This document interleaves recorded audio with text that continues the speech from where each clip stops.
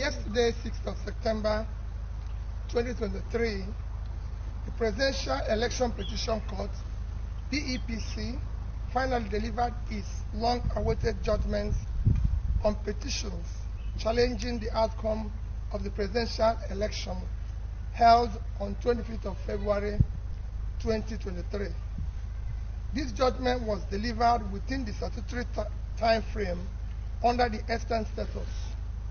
We acknowledge the court's contributions to due process and seeming attempt to strengthen our democracy. Hello, my great and wonderful people. How una day today? I hope all of una day well. Today we get some videos for our team. We're going to be saying one quickly the review to you concerning the things going to be saying if they happen right now for inside this country, Nigeria. Finally, Peter Obi don come outside to grant interview after the judgment when it be say appeal court give yesterday, and also the next step when it be say he want take to make sure say yes wetin he believe is Siam. Although we dey leave you to watch the full interview when it be say in grants, and before then we'll equally still the review to you other videos when it be say yes it still have to do with this mago when it be say it dey happen all around Nigeria and also Africa at large. We get one be say we dey receive from Patrick Lumumba when it be say they come outside to review to the entire world wetin be own take for all the coups when it be say it dey happen for Africa. But first of all, watch this one when it be say we dey receive from Peter Obi before we dey bring you others. Yesterday, 6th of September 2023, the Presidential Election Petition Court, PEPC, finally delivered its long-awaited judgments on petitions challenging the outcome of the presidential election held on 25th of February 2023. This judgment was delivered within the statutory time frame under the extant status. We acknowledge the court's contributions to due process and seeming attempt to strengthen our democracy. As petitioners in this case, we respect the views and ruling of the court, but we disagree with the court's reasoning and conclusions in the judgment it delivered. It is my intention as the presidential candidate and the intention of Labour Party to challenge this judgment by way of appeal immediately as allowed by the Constitution of the Federal Republic of Nigeria. The PEPC has rendered its judgment, but that esteemed body is not the final arbiter. The responsibility now falls on the Supreme Court. I do know that the judgment is not conterminous with justice. I implore Nigerians to remain focused, steadfast, and peaceful, and to abide by the rule of law and understand this matter has not reached its logical conclusion. Our legal team has already received our firm instruction to file an appeal against the decision. I shall not relent in quest for justice, not necessarily for myself, but for indeed for our teeming supporters all over Nigeria, whose mandate to us at the post was regrettably truncated by INEC. The strength and value of our democracy reside on solid national institutions and our confidence in them. Electoral litigations will almost be unnecessary and non-existent if the Independent National Electoral Commission discharges its statutory functions creditably, transparently, and with tenable fairness. When that body fails, as it did recently, thus subverting the will of Nigerian voters, the recourse to judiciary becomes imperative, as is now the case. I thank every Nigerian who has supported our cause and campaign for a new Nigeria. characterized by fairness, equity, justice, rule of law, peace, prosperity, inclusiveness, sustainable growth and development. A new Nigeria is possible and achievable. I especially thank our legal team, the Labour Party and the Obedient family, and all those who showed up daily during our court trials. God bless you all, and God bless the Federal Republic of Nigeria. Thank you. All right, my great and wonderful people, I believe say una don't hear everything from the mouth of Peter Obi. This will not be said they say again. Thank God say it don't come outside to grant interview. I believe this morning we come outside to review to una when it be say we receive message from Aisha Yusufu, when it be the strong supporter of Peter Obi, where it be say she for review, say the next move na Supreme Court. And we equally make one statement to let them understand, say, we not there against anybody making us seek justice. But one thing when it be say, they must understand, na country where it be say rule of law for the operate, now in you go talk, say, if you're not dissatisfied with the present one, you still get hope for the second one. One thing when it be say we are supposed to understand for this Nigeria, when it be say all of us, they not part be say. The circle of people when it be say that they worry us, now instead they worry us. Now then they for the court of appeal, now the same set of people, now they still day for Supreme Courts. Now they still day for Aso Rock, now they day for governor houses and also the House of Senate and the House of Representatives. And it is very unfortunate to see this our people, they not understand this thing. And I will beg you of one thing, save this video. When the time reach, we will remember you. We not get fear, but one thing when it be say, we always talk. Nigeria not be place where it be say you want depend on rule of law to pack these people out of the space of power. No. The people when it be say you they fight against, they are corrupt people when it be say that they bend to do destruction. So for you to overcome these people, you must take same measure of toughness to make sure say yes, you overpower them. All right, we'll leave you to share your own opinion with us in the comment section. We wish each and every one of them the best of luck, both Peter Obi and also Atiku. All right, after this very one, we equally get this other video when we say they receive from Patrick Lumumba, a human rights activist when we say all of us sabi for this very Africa continent. I want make una hear waiting in talk concerning the coup when it be say it happen all around Africa, most especially the place where it be say they call Francophone country. Prof, let me quickly take you to the Francophone African countries. Niger, Burkina Faso, Guinea, Mali, and Gabon. What is actually causing these military interventions? You know, the so-called Francophone countries must be understood in the context of history. Okay. You remember in the 1950s, late 50s, after Charles de Gaulle became the president of France, and ultimately the process of decolonization started in French colonies. The French were very reluctant, and you remember the yes and no votes.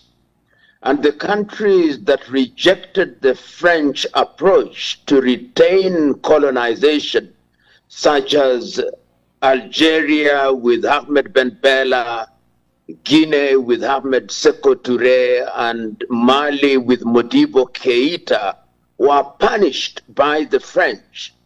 The remaining countries regained what I call flag independence, and have remained under the tutelage of France for all these years. And even as I speak, their currency is controlled from France. The leaders themselves are French acolytes. And I think there is an awakening. The younger leaders in those countries that you've mentioned, such as Guinea, Burkina, Niger, Gabon, are beginning to realize that what they have is a crown without the jewels. And they are midwifing what I call a revolution, because the people are disempowered. You remember Chairman Mao Zedong of China said many years ago that power springs from the barrel of the gun. But I'm using that particular statement very carefully. It is only the men and women in arms that are capable of liberating Africa from the type of leaders that we have in those countries. And I therefore understand what is happening in Niger, Burkina, Guinea, and Gabon as the beginning of a revolution. Kwame Nkrumah said that neo-colonialism is the last stage of imperialism and the most dangerous. And therefore we are in that very dangerous space where you hear the arrogance of the French president saying, I'm not going to leave your country. Can you believe it? That the leader of a foreign country telling another country, I'm not going to leave your country, I'm going to have my troops there, I'm going to have my ambassador there. That is arrogance at its highest point. And it is a testament to the French attitude. Now, if you look at the whole situation, it looks that it's not going to end anytime soon. It started from Guinea, moved on to Burkina to Niger, and now it's Gabon. Others are predicting, even myself, we've said that Senegal, Cameroon, and other Francophone countries are sitting on a time bomb. Are they going to align to wean themselves completely from the French administration? You know, and it should not end. In my view, it should continue. All the French colonies should be properly decolonized. And I hope that those who are in Cameroon, in Togo, in Benin, in La Côte d'Ivoire, and in Senegal are watching this very keenly. Because if we don't deal the French blow, that will send a clear message to them that their neo-colonial approaches are not wanted in Africa, then they'll continue to manipulate the continent and will delay our total liberation as a people. So I hope that the young men and women in those countries that we've mentioned and which have not been decolonized will move very quickly and do what they need to do so that we can start the proper debate of uniting Africa as was desired by our forefathers and as we ourselves now desire.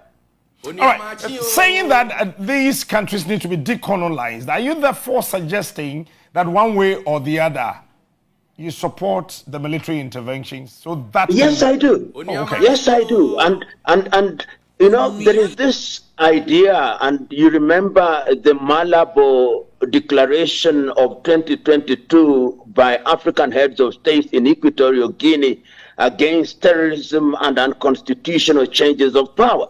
But when you look at the regimes that we are talking about in the countries that you've mentioned, they come into power through sham elections.